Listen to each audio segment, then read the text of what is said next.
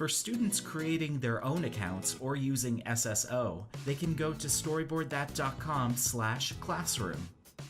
This link can be found by clicking on the Invite Students page under the Manage Students section of your dashboard here, or by scrolling down to Sign Up info below the 6 icons.